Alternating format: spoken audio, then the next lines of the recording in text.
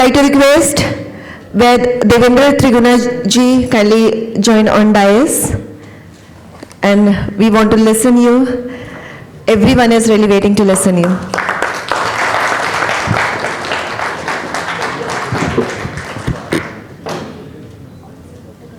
Doctor Vipin Kumar ji Vishwa Hindi परिषद के महासचिव हैं। हिंदी को प्रमोट करने के लिए न कि देश में पूरे विश्व में कार्य कर रहे हैं। आचार्य मनीष जी, मेरे अपने छोटे भाई स्वरूप अखिलेश जी, जो कि देश और विश्व में आयुर्वेद का प्रचार एक झंडा लेके पूरे काफ़ी वर्षों से काम कर रहे हैं। और इस सभागार में जो सब लोग हम इकट्ठे हुए, मुझे बताया था इन्होंने अपने विपिन जी ने कि सीपी ठाकुर जी इस संस्था के साथ बहुत शुरू से जुड़े हुए हैं, ऐसे पैटर्न के रूप में भी। और सीपी ठाकुर जी से हमारा स्वास्थ्य मंत्री थे हमारे, उनसे तब से संबंध और लगातार अच्छा संबंध रहा कि उन्होंने स्वास्थ्य मंत्रालय में अच्छा काम किया और फिर आयुर्वेद को, योग को करने के लिए उन्होंने काफ़ी काम किया। तो ऐसा मेरा अपना मानना है। अभी जैसे चर्चा की थी कि हम विज्ञान भवन में कल से राष्ट्रीय आयुर्वेद विद्यापीठ की कन्वोकेशन कर रहे हैं। एक ऐसी अनूठी परंपरा है सारे देश के, मुझे लगता है शायद और किसी विधि में नहीं होगी, जिसमें कि हम गुरु शिष्य परंपरा से विद्यार्थियों को पूरा एक वर्ष उस गुरु के पास रहकर वो पूरी उनकी शिक्षा को लेता है, उसकी चिकित्सा को लेते हैं। देश से तकरीबन इस वक्त शायद 60 से ऊपर गुरु हमने विद्यापीठ में लिए हैं और प्रत्येक गुरु के पास 2 से 3 विद्यार्थी, जो कि हमारा अंडर ग्रेजुएट भी होता है, जो कि हमारे पोस्ट ग्रेजुएट भी होता है, वो उनके पास जाके पूरा एक वर्ष चिकित्सा लेते हैं, उनसे सीखते हैं, उनके पास रह के पूरा ज्ञान लेते हैं। तो इस प्रकार उस शिक्षा को जो उन्होंने चिकित्सा सीखी, उससे वो पूरे अपने चिकित्सा में भी इस्तेमाल करते हैं, अच्छे चिकित्सक बनते हैं, अच्छे टीचर बनते हैं, अच्छे रिसर्चर बनते हैं।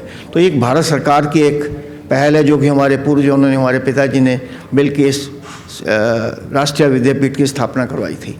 भारत सरकार की एक बहुत बड़ी संस्था है, जिसमें कि तकरीबन कल 194 बच्चों को हमने डिग्री भी प्रदान की थी। हमारे मिनिस्टर सोनेवाल जी थे, MOS थे, गोवा के CM जो खुद आयुर्वेद के चिकित्सक हैं, वो भी आए थे, उन्होंने कन्वोकेशन एड्रेस दी थी। तो ये कार्यक्रम जो आज भी चलेगा वहाँ विज्ञान भवन में। मैं एक तो विपिन जी के वजह से लास्ट ईयर भी आना चाहता था, लेकिन नहीं आ पाया किसी कारण से। लेकिन ये संस्था एक बहुत अच्छा काम कर रही है भारतीय संस्कृति के लिए, आयुर्वेद के लिए, योग के लिए, इन सब चीज़ों के लिए। लेकिन आयुर्वेद की जहाँ तक बात है, जिसमें कि मैं ये कहना चाहूँगा कि आज ये जो समय है, आयुर्वेद का बड़ा एक स्वर्णिम काल है। पहले भी था, मुझे याद है कि हम जब PV नरसिम्हा राव जी हमारे प्रधानमंत्री होते थे, उस वक्त हमने प्रयास करके उनके चिकित्सक के नाते भी हमने अपना डिपार्टमेंट की स्थापना करवाई। जब महासम्मेलन का फंक्शन हमने नागपुर में किया था, तब नरसिम्हा राव जी ने वहाँ घोषणा की थी कि हम इसके विभाग की स्थापना करेंगे। फिर अटल बिहारी वाजपेयी जी, मुरली मनोहर जोशी जी, ये हमारी उस वक्त लीडर ऑफ अपोजिशन होते थे, हमारा बड़ी एडवोकेसी करते थे। फिर जब अटल जी प्राइम मिनिस्टर बने तो उन्होंने हमारे विभाग का नाम भी रखा, हमारे all India institute of Ayurveda की स्थापना की, मेडिसिन प्लांट बोर्ड की स्थापना की और हमारा बजट बहुत बढ़ाया। तो ये एक ऐसा चला, परिपाटी चली। फिर उसके बाद में हमारा जो all India institute of Ayurveda जो 2004 में बनना शुरू हुआ था, लंबा समय लगा, बीच में उसको गवर्नमेंट की सपोर्ट नहीं मिली। लेकिन मोदी जी जब आए प्राइम मिनिस्टर बन के, तो उन्होंने उस हॉस्पिटल को जल्दी बनवाया और फिर उस हॉस्पिटल का उन्होंने विधिवत उद्घाटन किया 2016-17 में। तो ये एक बड़ा ऐसा, क्योंकि हम प्राइम मिनिस्टर अटल जी से जब भी हम तकरीबन प्रत्येक वर्ष धन्वंतरी जयंती या तो राष्ट्रपति भवन में या प्रधानमंत्री निवास में मनाया करते थे, और प्रधानमंत्री जी से कहते थे कि हमको एक all India institute of Ayurveda चाहिए, जो कि पूरे देश के लिए रेफरल हॉस्पिटल होगा। वो हॉस्पिटल बना, आज उसकी एक विंग उसकी गोवा में भी बन गई है, उसका भी उद्घाटन प्रधानमंत्री जी ने भी थोड़े दिन पहले किया। एक पंचकूला में भी बन रही है, हरियाणा में। तो इस प्रकार आयुर्वेद का जो काल है, ये बड़ा अच्छा, विद्यार्थियों के लिए बड़ा अच्छा है। मेरा ये भी मानना है कि जिस प्रकार देखिए आयुर्वेद का, जैसे कोविड टाइम आया, पूरी दुनिया में इसकी चिकित्सा का तकरीबन सब लोगों को पता नहीं था, किसी भी चिकित्सा पद्धति को। 2020 का मुझे ध्यान है कि प्रधानमंत्री जी ने हमसे आह्वान किया आयुर्वेद के लोगों से, हमने उनके साथ एक वर्चुअल मीटिंग की और उसमें आयुर्वेद के बारे में जो कुछ कर सकते थे वो बताया कि किस प्रकार हम ये काढ़ा बना सकते हैं। हमारी अपनी जो हमारी रसायन चिकित्सा है, चाहे च्यवनप्राश है, वर्म रसायन है, अश्वगंध है, आंवला है, इसका हम उपयोग करके व्यक्ति की क्षमता को बढ़ाते हैं, उसकी इम्यूनिटी को बढ़ाते हैं ताकि वो बीमारी कम से कम आए।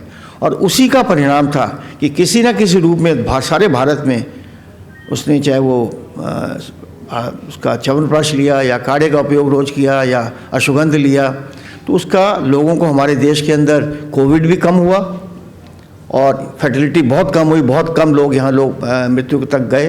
तो इससे आयुर्वेद और योग ने मिलके एक बहुत देश में काम किया, ना कि देश में, पूरे विश्व में यहाँ से ये गया। और हमारी जी तो इंडस्ट्री थी उस पीरियड में, तो उन्होंने इतना बूम किया कि उनकी 6 से 7 गुना हमारी सेल बढ़ी। तो इससे ये भी बहुत प्रभाव, लोगों में बहुत प्रभाव बढ़ा, आयुर्वेद के बारे में जिज्ञासा बढ़ी, लोगों का विश्वास बढ़ा। आज आयुर्वेद ख्याल पूरे विश्व में, अमेरिका है, यूरोप है, आज सैकड़ों हज़ारों डॉक्टर्स आयुर्वेद की चिकित्सा कर रहे हैं। जिस तरह हम चाहते हैं उस प्रकार तो अभी नहीं हो पाई, लेकिन मुझे ध्यान है कि 78-79 में जब हमने आयुर्वेद को पूरे विश्व में पिताजी के साथ ले जाना शुरू किया था, पूज्य महर्षि महेश योगी जी के आशीर्वाद से, तब आयुर्वेद को बहुत कम लोग वहाँ जानते थे। डॉक्टर दीपक चोपड़ा, अगर आपने नाम सुना होगा, वो भी उसी की कड़ी है जो हमारे साथ आयुर्वेद में जुड़े 85 में महर्षि जी के साथ, और उससे उन्होंने आयुर्वेद का प्रचार पूरे विश्व में किया। तो इसलिए आयुर्वेद ना, अभी बहुत सारे कंट्रीज़ के साथ MOU भारत सरकार का स्थापित हो गया है। हमारा जब मोदी जी बन के आए तो उन्होंने हमारी मिनिस्ट्री अलग बनाई। जब किसी टाइम में हमारी डिपार्टमेंट मिनिस्ट्री नहीं होती थी, तो उन्होंने आज 2 मिनिस्टर्स हैं हमारी मिनिस्ट्री में, कैबिनेट मिनिस्टर हैं, MOS हैं। और सबसे बड़ी बात ये देखिए कि हमारे जो सचिव हैं, हमने प्रधानमंत्री जी से रिक्वेस्ट किया कि हमारे किसी वैद्य को उस डिपार्टमेंट का सचिव बनाया जाए, और उन्होंने वैद्य राजेश कोटेचा जी, जो कि हमारे अच्छे आयुर्वेद के चिकित्सक हैं पूरे विश्व में, उन्होंने भी आयुर्वेद को घूम के प्रचार किया। और आज तकरीबन 6 वर्ष से वो हमारे आयुष सचिव हैं, और उन्होंने आयुर्वेद का, पूरे योग का और पूरी हमारी आयुष पद्धतियों का उन्होंने ना कि देश में, पूरे विश्व में एक झंडे के रूप में काम किया। और उसी का परिणाम देखिए कि आज ग्लोबल सेंटर जो है ट्रेडिशनल मेडिसिन का, जो कि हम इतने वर्षों से प्रयास कर रहे थे, जामनगर के अंदर बन गया।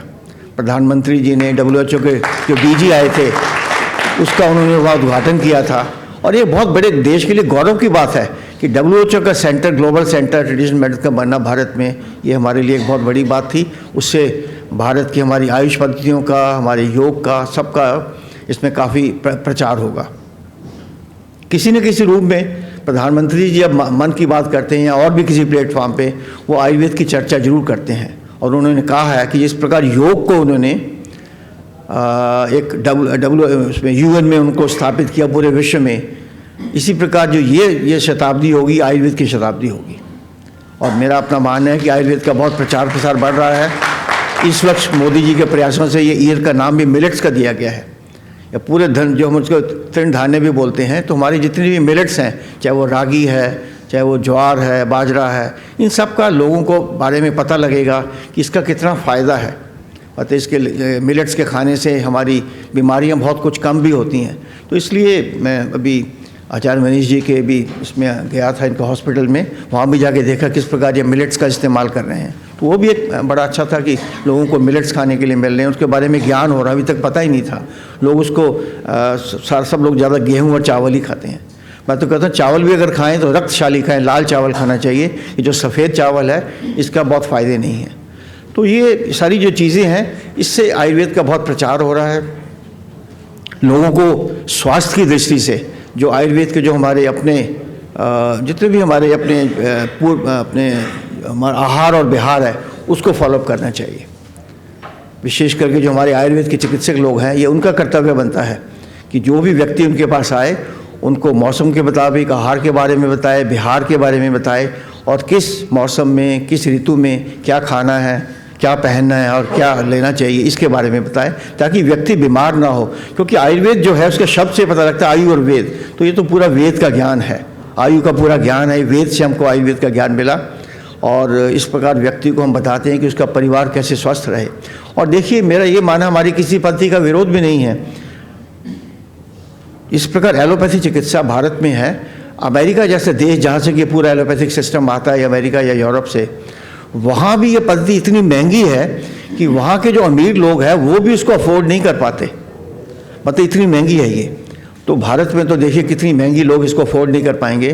तो अगर एलोपैथी, योग और आयुर्वेद मिलकर देश एक ऐसी पद्धति का निर्माण करें जो कि पूरे विश्व में, पूरे देश के लिए, पूरे विश्व के लिए ऐसी पद्धति बनेगी जो कॉस्ट इफेक्टिव होगी, जिसके साइड इफ़ेक्ट्स नहीं होंगे, और हर पद्धति का जितना जितना वो कर सकता है उसको, उसके बारे में उसका उतना व्यक्ति को ठीक करेगा। तो इसलिए हमको ये मिल के ये भी प्रयास करना है। भारत सरकार भी चाह रही है कि अब एक इंटीग्रेटिव हो। इंटीग्रेटिव का मतलब कोई मिक्स पैथी नहीं कि आयुर्वेद का चिकित्सा एलोपैथी चिकित्सा करे। इंटीग्रेटिव का मतलब यही है कि हम पूरा निदान लें एलोपैथी का नहीं, विज्ञान का, और एलोपैथिक चिकित्सा, आयुर्वेद, योग मिल के एक ऐसी पद्धति बनाए लोगों के लिए जिसमें उनका अच्छा स्वास्थ्य के बारे में हम लोगों को दे पाएँ, जिससे पूरे एक निरोगमय समाज की स्थापना करनी है हमको। हमारा जितने भी व्यक्ति हैं सब ठीक हों, परिवार में, घर में, पूरे देश में, और हमारा अपना स्वास्थ्य अच्छा हो। मुझे प्रसन्नता है कि मैं विपिन जी के कहने पे आज यहाँ आया और आप लोगों के साथ मिले। बाकी तो हम चिकित्सक लोग हैं, सुबह से लेकर शाम तक चिकित्सा करनी है, और चिकित्सा में सब कुछ मिलता है। मैं तो ये कहूँगा कि चिकित्सक को कभी भी मतलब उसको लालची नहीं होना चाहिए। जब आप जो भी व्यक्ति या जो भी मरीज उसके पास आएगा, आप भगवान से मांगें कि ये मेरे पास आए, मैं इसको स्वस्थ कर पाऊँ। उसमें आपको धन, यश, कीर्ति सब कुछ मिलता है। तो कभी भी जो आदमी ये सोच के ना देखे कि ये व्यक्ति मेरे पास आ गया है तो मैं इसको ज़्यादा से ज़्यादा इससे लूँ। बहुत आजकल, क्योंकि मैंने दिल्ली में देखा कि हॉस्पिटल इतने महंगे होंगे, एलोपैथी हॉस्पिटल। कोविड टाइम में भी देखा कि लोगों को 10-10, 15-15, 20-20 लाख के बिल बन रहे थे। लोग अफोर्ड नहीं कर पाते इतनी महंगी चिकित्सा पद्धति। तो इसलिए हमको आयुर्वेद के चिकित्सक को भी मैं कहूँगा, और विशेष करके जो हमारे वेद के जो बच्चे अभी निकल रहे हैं उनसे मैं कहता हूँ कि अपने आप को वैद्य कहने में गौरव महसूस करें।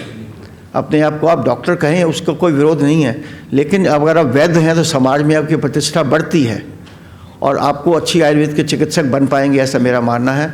मैं पुनः शब्दों के साथ विपिन जी का धन्यवाद करूंगा। मेरे अपने छोटे भाई अखिलेश जी हैं, मनीष जी हैं, सब लोग हम बैठे हैं, और सीपी ठाकुर जी को भी मैं उनको भी धन्यवाद करूंगा कि इस संस्था के साथ जुड़े हैं और अच्छा काम कर रहे हैं। धन्यवाद। जय आयुर्वेद।